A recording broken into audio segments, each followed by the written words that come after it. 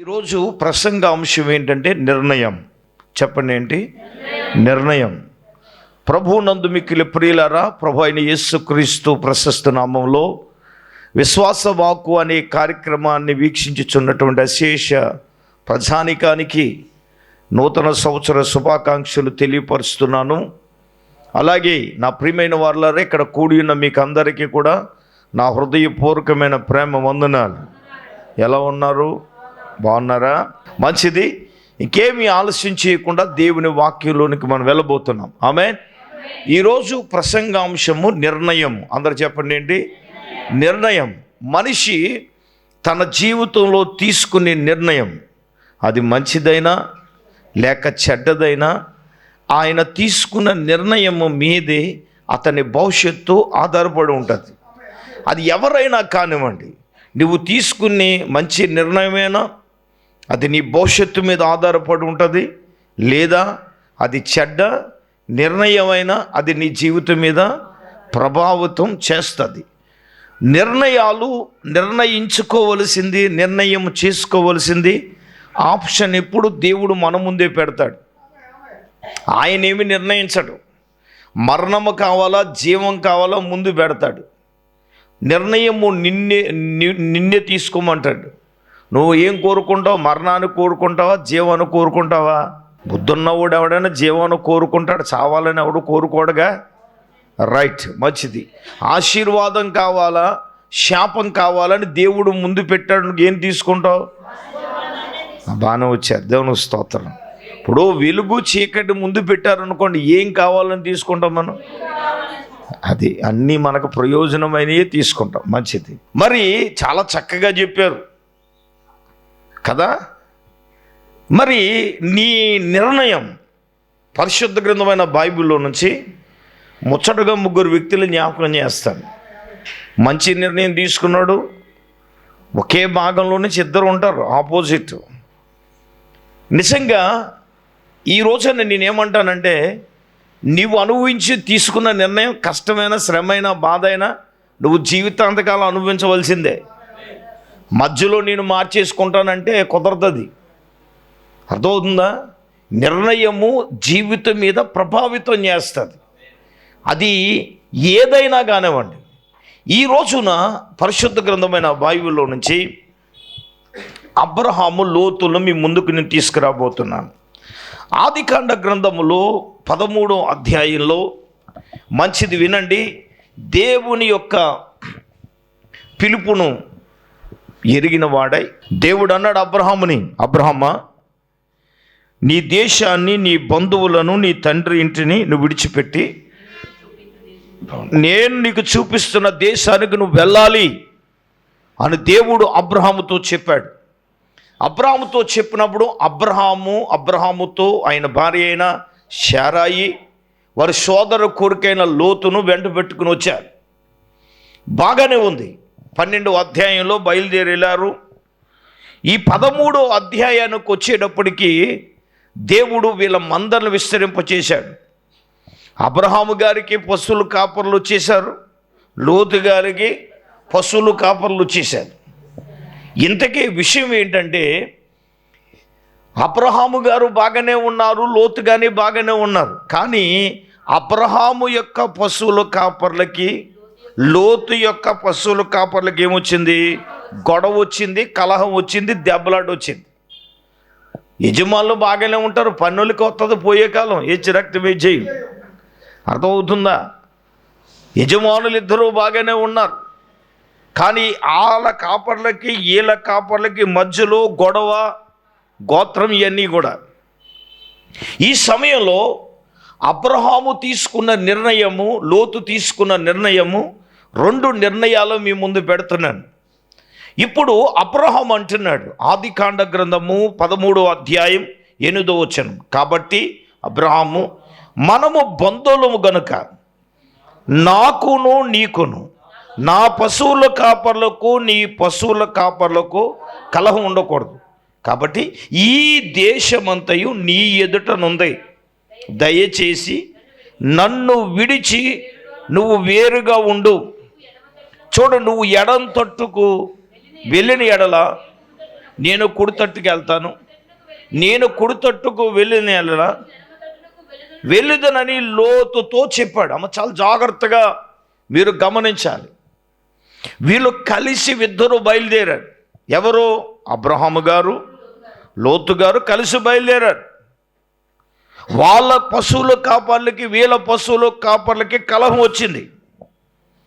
కాబట్టి ఇప్పుడు ఏమంటున్నాడు అబ్రహాము గారు అంటే, ఒరే బాబు, నీ కాపర్లకి నా కాపర్లకి కలహం వచ్చింది కాబట్టి మనము విడిచి వేరుగా ఉండడమే మంచిది అనేది నా నిర్ణయం అని అన్నప్పుడు వీడు ఏమనాలి?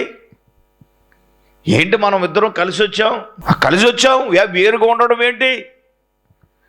మనం కలిసే ఉండాలి, మనం విడిపోవడం ఏంటి?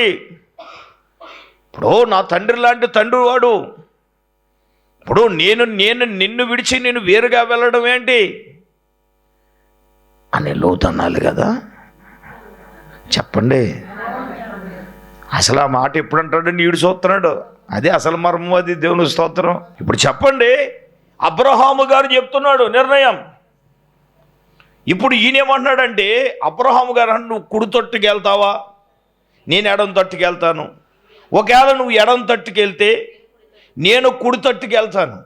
ఇప్పుడు నిర్ణయాన్ని, సాయిస్సును అబ్రహాము లోతు ముందు పెట్టాడు.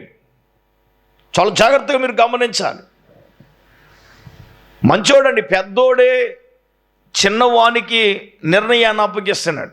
ఇప్పుడు నిర్ణయము చేసుకోవలసింది లోతు తీసుకున్న నిర్ణయము, ఆ నిర్ణయము ఆయన నిర్ణయము అతని జీవితము మీద, అంటే తన భార్య మీద ఆ ప్రభావం పడింది, తన పిల్లల మీద ప్రభావం పడింది.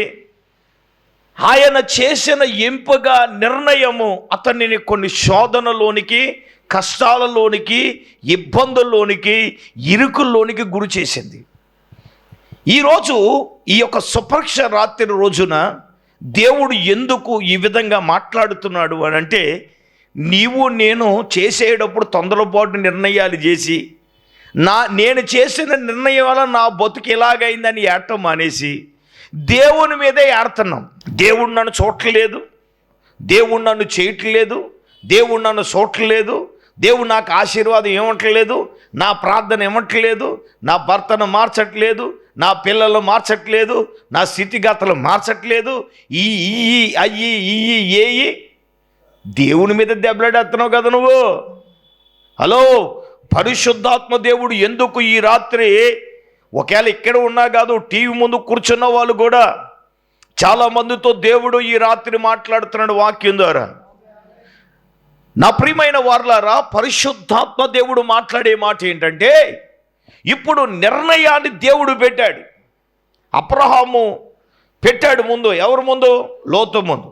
సరే, ఇప్పుడు లోతు తీసుకున్న నిర్ణయం ఏంటంటే 10వ వచనం, లోతు తన కన్నులెత్తి, ఇప్పుడు యెహోవా చూడండి, సొదొమ గొమొర్రా అనే పట్టణాలు నాశనము కాక మునుపంట అవి ఎలాగున్నాయంట? యెహోవా తోట వలె, ఐగుప్తు దేశం వలె, నీరు పారు దేశము వలె లోతు గారికి కనబడింది.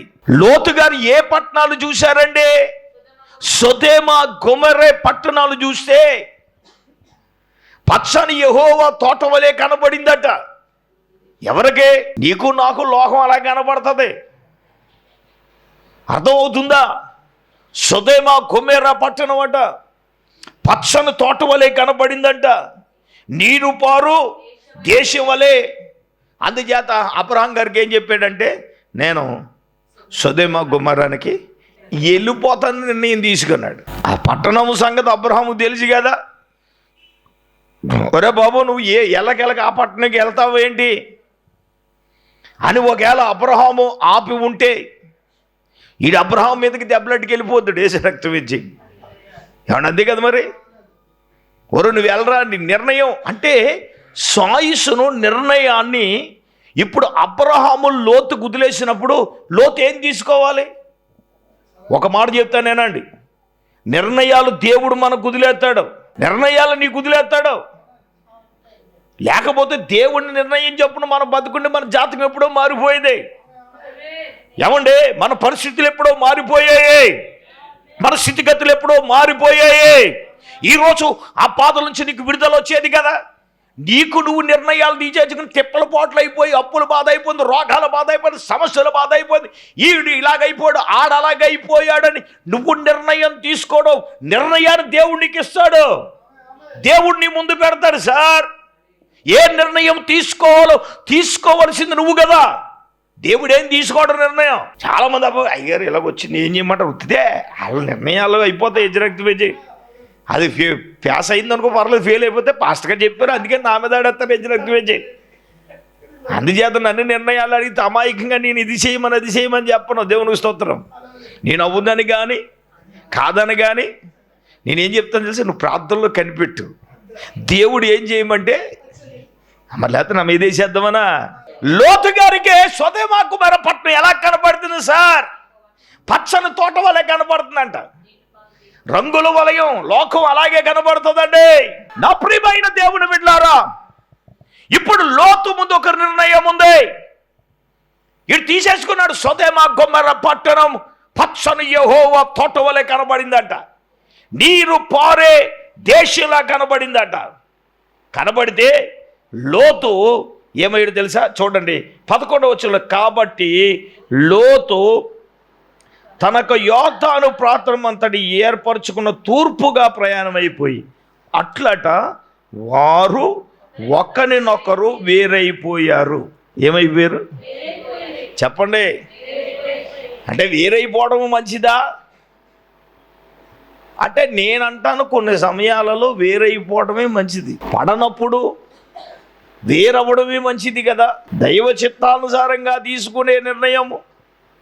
మనం రెండో వ్యక్తి గురించి ధ్యానించబోయేటప్పుడు చాలా విషయాలు మనం నేర్చుకోబోతున్నాం. ఇక్కడ అబ్రహాము లోతు, నేను చెప్తున్నాను, లోతు తను తీసుకున్న నిర్ణయము రాంగ్ డిసిషన్ తీసుకున్నాడు. లోతు సరి అయిన నిర్ణయము కాదదే. సొదొమ గొమొర్రా పట్టణము శాపగ్రస్తమైన పట్టణం, భయంకరమైన వ్యభిచారము, స్వలింగ సంపర్కము జరిగే భయంకరమైన ప్రాంతం అదే. దేవుడు ఆ భయంకరమైన పట్టణాన్ని అగ్ని గంధకముల చేత దేవుడు ఏం చేస్తానన్నాడు సార్? గాలి చేస్తానన్నాడు సార్, నాశనం చేసేస్తానన్నాడు సార్. మేము వెళ్ళాంగా, ఇప్పటికే కూడా భూమి నిస్సారం అయిపోయింది. ఆ సొదొమ గొమొర్రా పట్టణంలో సక భాగంలో మృత సముద్రం ఉంది. చచ్చిపోతాను వెళ్ళి నువ్వు దూకేస్తే తేలిపోతావు అంతే. నేను ట్రై చేశాను, తేలిపోయినంతే రక్తం వేసేయి. మృత సముద్రంలో దూకేసినా తేలిపోతాం. మామూలుగా ఉన్న సముద్రంలో సార్ 2% 5% ఉంటే ఏమంటే అందులో 90% సర్వరోగ నివారణ. అందులో దూకినట్టు రోగాలన్నీ పోతాయి రక్తం వేసేయి మృత సముద్రంలో. చూసి వచ్చాను కాబట్టి ఇప్పటికీ ఆ ప్రాంతం అంతా కూడా నిస్సారం, ఒక మొక్క కానీ ఏం కానీ ఉండదంతానే. ఆ శాపగ్రస్తమైన ఆ పట్టణాన్ని ఎంపుకు తీసుకుని రాంగ్ నిర్ణయం తీసుకున్నాడు సార్. ఆ తీసుకున్న ఆ నిర్ణయము, ఆ ప్రభావము లోతు భార్య మీద పడింది. దేవదూతలు వచ్చి ఆ కుటుంబాన్ని తీసుకెళ్ళిపోతానంటే ఈవిడేం చేసిందంటే, ఏం చూసింది? వెనక తిరిగి చూసింది. ఏంటి వెనక ఏముంది? సొదొమ గొమొర్రా పట్టణము పాపాన్ని చూసి ఏమైపోయింది? ఇప్పటికీ అలాగే ఉంది. ఏ సంభవం? భూసంభవం. అక్కడతోనే ఆగిందా? కొన్ని పిల్లలు ఏదో బయటపడ్డారంటే చూశారు. నా ప్రియమైన వాళ్ళరా, ఈ రాత్రి దేవుని వాక్యమును చాలా శ్రద్ధగా వినాలి. నేనేమంటాను, లోతు రాంగ్ నిర్ణయం తీసుకున్నాడు. లోతు సరైన నిర్ణయము చేయలేదు. మన జీవితాలలో మన నిర్ణయాలే మన భవిష్యత్తును ప్రభావితం చేస్తాయి. ఇది నాట్ ఈజీగా ఇది తీసుకోవడానికి వీలేదు. ఇది యవనస్తులతోనూ దేవుడు మాట్లాడుతున్నాడు, ఇక్కడున్న పెద్దలతో మాట్లాడుతున్నాడు, భార్యాభర్తలతో మాట్లాడుతున్నాడు. ప్రతి ఒక్కరితో కూడా దేవుడు ఈ రాత్రి సూటిగా మాట్లాడుతూ ఉన్నాడు. నువ్వు తీసుకునే నిర్ణయం నీ జీవితము మీద, అతని భార్య మీద, లోతు భార్య మీద ప్రభావితం చేసింది. తర్వాత అండి పిల్లల మీద కూడా ప్రభావితం చేసింది కదా. రెండు భయంకరమైన వంశావళికి ఇద్దరు కూతుళ్ళు కారణమయ్యారు కదా. ఒక తెగేమో మోయాబీయులు, ఇంకొక తెగ అమోనీయులకు. ఇద్దరు కూతుళ్ళు లోతు యొక్క సంతానం. ఈరోజు ప్రభువు చాలా తేటగా మాట్లాడుతున్నాడు. వేరైపోయారు సార్, కొంతకాలం హ్యాపీగా ఉంది సార్. నేను ఎప్పుడు ఏమంటానో తెలుసా, పాపం కూడా సైతిగా సమ్మగా బాగానే ఉంటుంది చేసేటప్పుడు. అది అయిన తర్వాత మనం లాక్కోలేక పీక్కోలేక మనోవేదనకు గురై ఆర్థికంగా మనము చాలా నష్టాలు కోల్పోయాయి. కుటుంబాలలో, వ్యక్తిగత జీవితాలలో నెమ్మది లేకుండా ఈ రోజున ఎన్ని కుటుంబాలు కోకలలుగా ఏడుస్తున్నారండి. కుటుంబాల్లో సమాధానం ఉందా? నెమ్మది ఉందా? ఆశీర్వాదం ఉందా? లేదు సార్, లేదు. కనుకనే ఈరోజు చాలా ఇబ్బందులు పాలవుతున్నారు. నిర్ణయాలు మన జీవితాలను ఏం చేస్తాయి? ప్రభావితం చేస్తాయి కదండి. ఇప్పుడు లోతు తీసుకున్న నిర్ణయం అతని భార్య మీద ప్రభావితం చేసింది, వారి పిల్లల మీద ప్రభావితం చేసింది. నేనంటాను, లోతు తీసుకున్న నిర్ణయము రాంగ్ నిర్ణయం తీసుకున్నాడు. కానీ అబ్రహాము చూడండి, అబ్రహాము సరైన నిర్ణయం తీసుకున్నాడు. ఎడారు వైపే వెళితే దేవుడు అంటున్నాడు. చూడండి ఒకసారి మనం 12-13 వచనములో, సొదొమ మనుషులు దుష్టులు యెహోవా దృష్టికి ఎలాగున్నారండి? అప్పటికే ఎలాగున్నారు? బహుపాపులుగా ఉన్నారు. ఎవరు? సొదొమలో ఉన్నటువంటి మనుషులందరంట దుష్టులు, యెహోవా దృష్టికి. మరి అక్కడికి వెళ్తానని ఈ నిర్ణయం తీసుకున్నాడు సార్. ఈడేం చేస్తాను, వెళ్ళి దూకేస్తానంటే ఆవిడ కొట్టుకుంటాడు, ఎజ్జరక్తి విజయ్. ఏమండి, సొదొమ మనుషులు ఎలాగున్నారు సార్? పాపం, దుష్టులంట, పాపులంట. ఇప్పుడు ఈడు అక్కడికి వెళ్ళిపోయాడు. ఈడు ఆత్మీయ జీవితం ఏమైపోయింది? శరీర సౌఖ్యము సుఖం కోరుకుంటే ఆత్మీయ జీవితం నాశనం అయిపోద్ది. శరీర సౌఖ్యము, శరీర సుఖము, శరీర ఇదే. ఈ రోజు ఎన్ని కష్టాలు, ఎన్ని తిప్పలు, ఎన్ని పాటలు పడితే ఎలాగున్నాం. ఈ రోజున నీవు నేను తీసుకునే నీ నిర్ణయం మన జీవితాల మీద అది ప్రభావితం చేస్తుంది. చూడండి, ఇప్పుడు ఈ సొదొమ మనుషులు దుష్టులుగా, యెహోవా దృష్టికి పాపులుగా ఉంటాయి. 14 వచనం, లోతు అబ్రహాము విడిచిపోయిన తరువాత యెహోవా చూడు, ఉత్తరము తట్టు, దక్షిణ తట్టు, తూర్పు తట్టు, పరమ తట్టు చూడము. ఎందుకనగా నీవు చూచుచున్న ఈ దేశమంతటి నీకును నీ సంతానానికి నేనేం చేస్తాను? సదాకాలం ఇస్తాను. చప్పట్లు కొట్టండి గట్టిగా. హల్లెలూయా.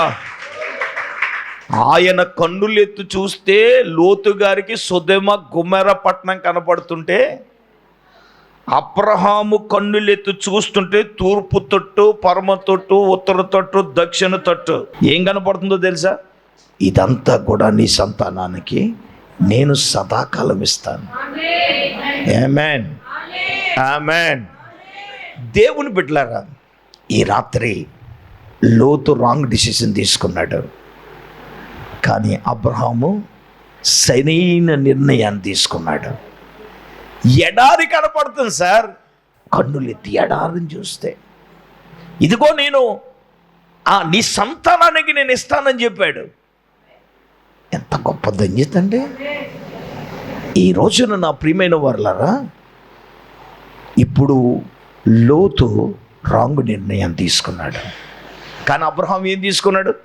సరైన నిర్ణయాన్ని తీసుకున్నాడు. కాబట్టి ఇశ్రాయేలీయులకు మూల పురుషుడుగా, అతని ద్వారానే ఇశ్రాయేలీయుల కుటుంబాలన్నీ కూడా ఏమవుతాయి?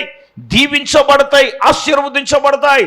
నేనేమంటానంటే, నీవు తీసుకునే నీ నిర్ణయం మీదే నీ కుటుంబ ఆశీర్వాదం ఆధారపడి ఉంటుంది, నీ బిడ్డల భవిష్యత్తు ఆధారపడి ఉంటుంది, నీ కుటుంబము దీవించబడడం కూడా నీవు తీసుకునే నీ నిర్ణయం మీదే ఆధారపడి ఉంటుంది. హల్లెలూయా. ఏమండి, అబ్రహాం అంత అలాగా ఆశీర్వదించబడ్డానికి గల కారణం, బిడ్డలు దీవించబడ్డానికి కారణం, నా ప్రియమైన వారలారా, ఈ రాత్రికాల సమయంలో ఇక్కడ కూడి ఉన్న మనతోనే కాదు, టీవీ ముందు కూర్చున్న వాక్యం వింటున్న వారితో కూడా మాట్లాడుతున్నాడు. నా జీవితం ఇలాగ అయిపోయిందా? నువ్వు కేవలం లోతు వలె నువ్వు సరైన నిర్ణయాన్ని చేసుకోలేదేమో, అది నీ పిల్లల మీద ప్రభావితం చేస్తుంది, నీ భార్య మీద ప్రభావితం చేస్తుంది, నువ్వు చేసే వ్యాపారం మీద ప్రభావితం చేస్తుంది. ఒకవేళ అందుకే నీ జీవితంలో కష్టాలు, శ్రమలు, ఇబ్బందులు ఎదుర్కొంటున్నావేమో. అందుకేగా దేవుడు నీతో, నాతో, మనందరితో కూడా మాట్లాడుతున్నాడు. అదే అబ్రహాము సరి అయిన నిర్ణయాలు చేసుకున్నాడు కాబట్టి కన్నులెత్తి చూస్తే ఇదిగో నీ సంతానానికి ఇదంతా నేను ఇస్తాను. ఏమండి, ఆశీర్వాదము, దీవెన దేవుడు అనుగ్రహించుచున్నాడు కదా. ఇప్పుడు చెప్పండి, లోతు సరైన నిర్ణయం తీసుకున్నాడా? అబ్రహాము సరి అయిన నిర్ణయం తీసుకున్నాడా? అబ్రహాం ఏం చేశాడు? సరైన నిర్ణయాన్ని తీసుకున్నాడు కాబట్టి బిడ్డలు ఉన్నతమైన స్థాయిలో ఏమండి ఆశీర్వదించబడిన వ్యక్తులుగా ఉన్నాడు.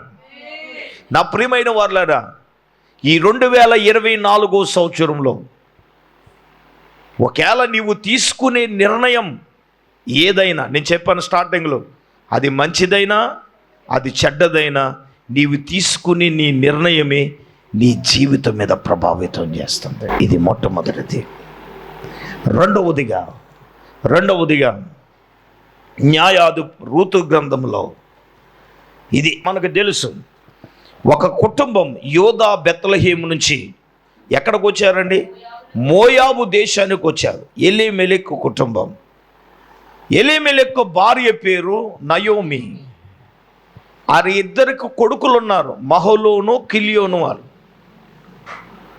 యోదా బెత్లెహేమును వదిలి ఎక్కడికి వచ్చారు అంటే, రొట్టెల ఇల్లు, ఆశీర్వాదకరమైన ఇల్లును వదిలి వాళ్ళు ఎక్కడికి వచ్చారు?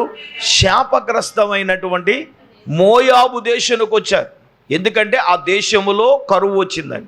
ఆ కరువు వచ్చిందని వాళ్ళు వదిలేసి వెళ్ళిపోతే, నా ప్రియమైన దేవుని బిడ్డలారా, ఈ రాత్రి పరిశుద్ధాత్మ దేవుడు చాలా సూటిగా, స్పష్టంగా మన జీవితాలతో ఇది అవసరమని ప్రభు మాట్లాడుతున్నాడు. ఇది మాత్రం నాకు తెలుసు, అది ఖచ్చితం. అది ఆమేన్ చెప్పండి, ఆమేన్ చెప్పండి, ఆమేన్. Praise the lord.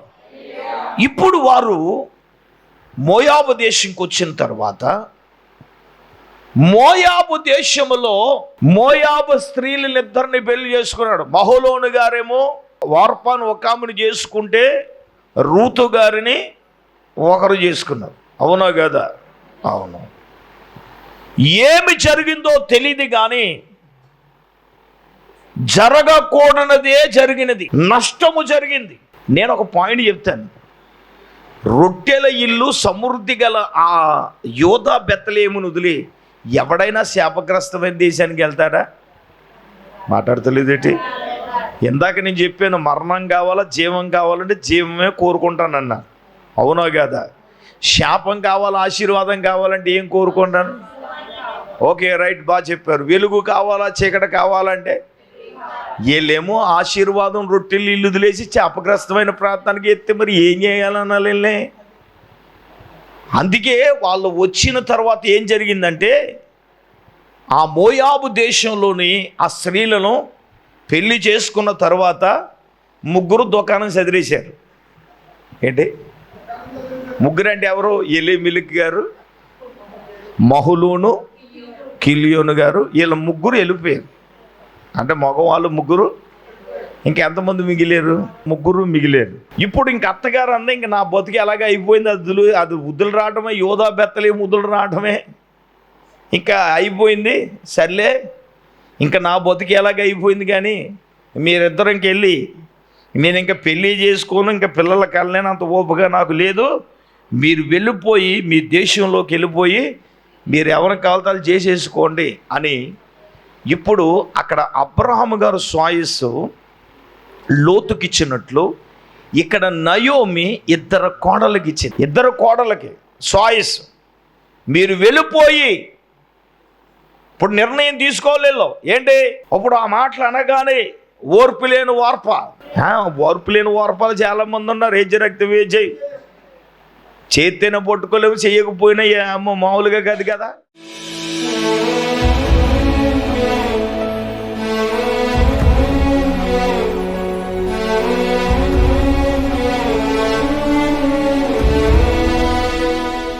పరిశుద్ధ పరిశుద్ధుడైన తండ్రి మహోన్నతుడా నీకు వందనాలు ప్రభువా.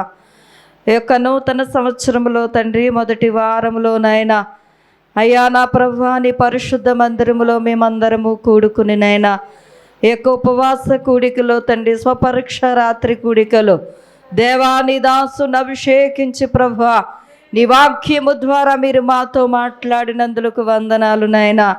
అయ్యా నా ప్రభువా మేము తీసుకునే నిర్ణయాలపై అయ్యా నాయనా మా కుటుంబము మా యొక్క జీవితాలు ఆధారపడి ఉంటాయని ప్రభువా. అయ్యా మరి నాయన మంచి నిర్ణయం తీసుకోవాలని ప్రభువా నీ వాక్యము ద్వారా మీరు మాతో మాట్లాడారు తండ్రి. అయ్యా లోతు అయితే ప్రభువా నీకు స్తోత్రాలు నాయనా. సోదోమాను నాయనా నా తండ్రి నీకు స్తోత్రాలు. నిర్ణయం తీసుకున్నాడు ప్రభువా నీకు వందనాలు. అయ్యా నాయనా సోదోమాకు వెళ్ళాడు ప్రభువా. అయ్యా నాయనా నీకు స్తోత్రాలు తండ్రి. అయ్యా లోకం వైపు మేము చూడకూడదు ప్రభువా నీకు వందనాలు. అయ్యా ఎన్ని పరిస్థితులు వచ్చినప్పటికీ నీ వైపే చూడాలి నాయనా. అబ్రహాము నీ వైపు చూచాడు గనుక ప్రభువా అయ్యా 4 దిక్కులు అతనికి ఆశీర్వాదకరముగా ఇచ్చావు తండ్రి.